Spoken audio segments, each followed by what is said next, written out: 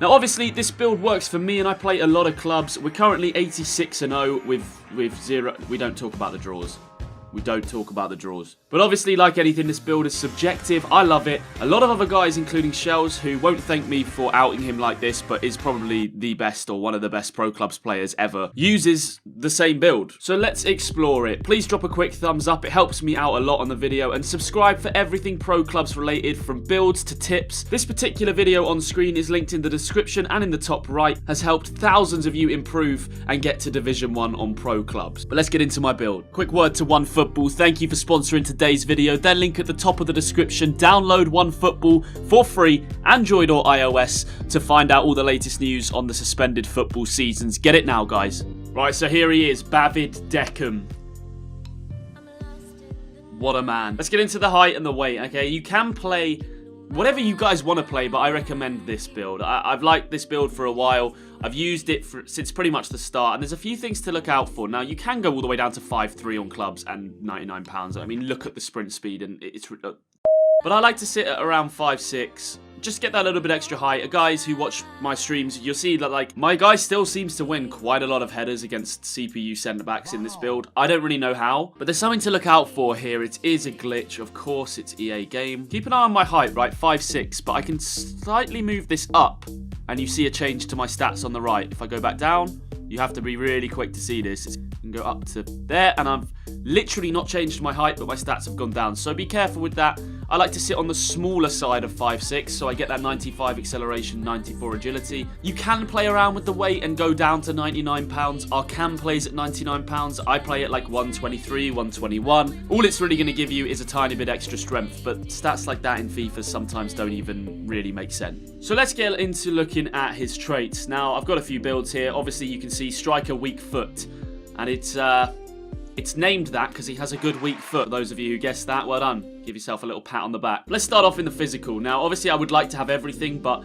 EA Sports have decided to give you 110 skill points for playing pro clubs and put in about 96,000 traits. So you can't have much, and it is a bit frustrating. So I always go with second wind. I think it's really important. The stamina is key in high-level clubs games. If you're playing in Division 1 or if you're playing in 11-man, your stamina might take a beating from chasing down defenders, trying to run in behind, and in the 75th minute of every single game with second wind trait equipped, you will get a massive 25% boost stamina to your pro, and it sometimes saves our absolute ass when we're struggling and we need a goal, because I've suddenly got this huge boost of stamina and I can get in behind the CPU defenders who are getting a little bit tired. Defending, obviously don't have anything in there, and dribbling, you just want to fill this up. The touches in this game can be a little bit suspect, so this is obviously to your discretion. This one particularly, flair. I do like flair. It does cost 4 though. If you've seen our streams, you know I do the fancy flicks, the little skill crosses and Rabonas and all these things, and that's with the flair trait equipped holding L2 and square.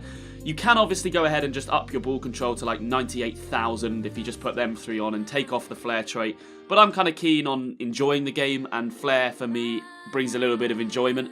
Passing wise, unfortunately, this is where this build takes the biggest hit. Now, I would like to have all of these curves selected so that the finesse shot could be even more overpowered than it can be, but to be honest, you want to be shooting front post with a lot of power the majority of times you get in, and we'll be going over that in the clips coming in about 1 minute. The biggest miss here is the swerve pass trait and the passing speciality, because obviously they do bring everything up, but you can't have everything, like I said at the start. Now, this is my setup for finishing. A lot of you would probably think, why does he not have all of these selected? He's, you know, why does he not have finesse shot? Never use finesse shot trait. Please, everybody take that off right now. Doesn't do anything, I'm convinced of it. Now, I do have a 4-star weak foot. Ideally, I'd like a 5-star, but look at all of these skill points you have to put in to waste. Long shot speciality, volleys and penalties, long shots and shot power. All of these, in my opinion, are pretty unnecessary, especially the long shots. You don't want to be shooting from far out. We'll be going over that very shortly. So I rep a 4-star weak foot because I would like him to be able to finish with both feet. This one is up for debate. I mean, finishing, I take that off and I've got nearly 92 finishing. Still leveling that one up as well, which is kind of nice to see. I have it on just to be safe, but I couldn't sit here and tell you guys that there's a massive difference between 91, 92 and 94, 95. Like, finishing wise, who really knows? I keep it on just to be safe. And again, pace, this might surprise a lot of you because a lot of people rely on pace in FIFA. Now, I do as well, but I want to show you guys why I don't have these two selected, right? They cost 7 skill points. So for argument's sake, I'd have to take that off.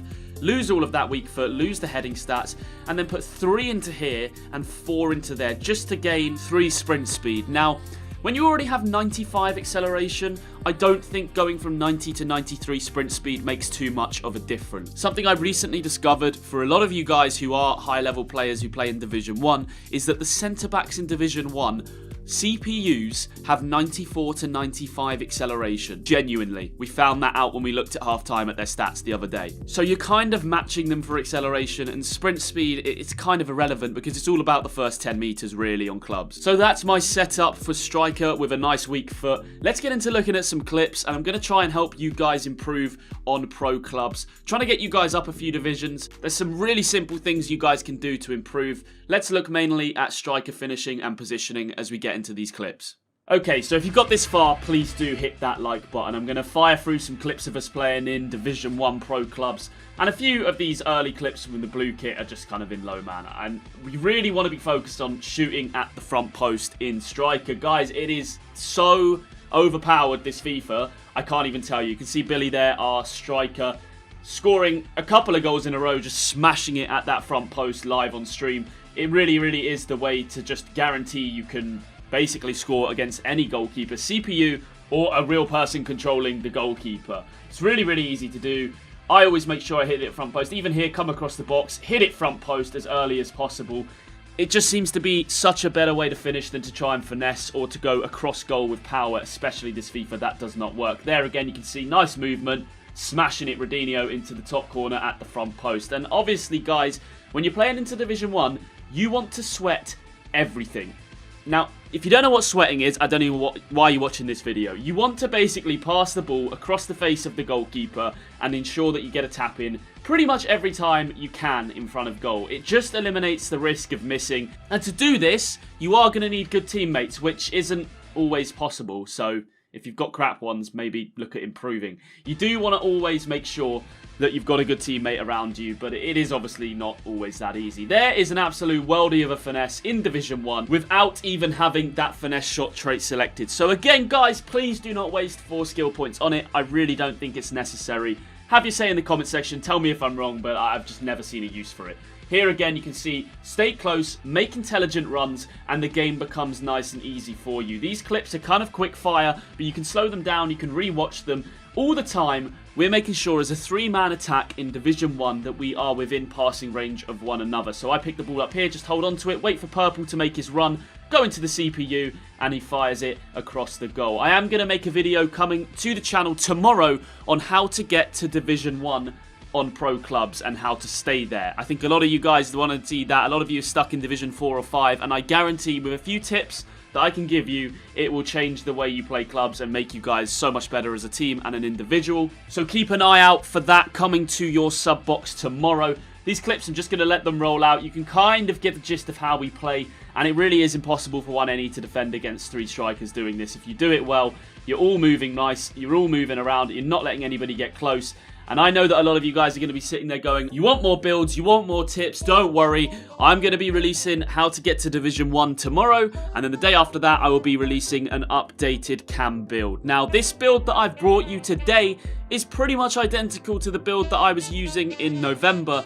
I've tried changing, I've tried going up and down in weights. All I can really recommend is going down. If you're 123 pounds, you're seeing that you guys still losing the ball with his strength, maybe just go down to 99 pounds. It really doesn't make a difference. Put yourself at 5'4", 99 pounds. If that's all you want to do is get in behind the CPUs, especially in like Division 6 and 7, you're going to absolutely burn them for pace. I've found in Division 1, because the CPU centre-backs do have 94 acceleration, 95 acceleration sometimes, sprint speed, it's not always all that important. You want to have better ball control. You want to be able to hold up the ball with a little bit of strength. Sometimes that can be important. Thank you guys so much for watching and supporting the channel. We are over 100k subs now here at the home of pro clubs. Subscribe if you haven't already. And if you've never caught one of our live streams, then you are missing out. We will be live tonight around 6 or 7 PM probably. 86 wins, 0 losses. Can we get 100-0? All of it's been on stream as well. And I will say with the 4 draws, only one of them's real because the other 3 were messing around, including the 1 button Pro Clubs challenge, but I'm guessing nobody really cares about that. Leave a like on this video if you've enjoyed, if you're going to use this build. If you don't use this build and you use your own, let me know what it is in the comments section. I'll have a look. If I'm completely wrong and you don't like this build, tell me, but for me, it works. Guys, I'll see you later. See you next time. I'm out.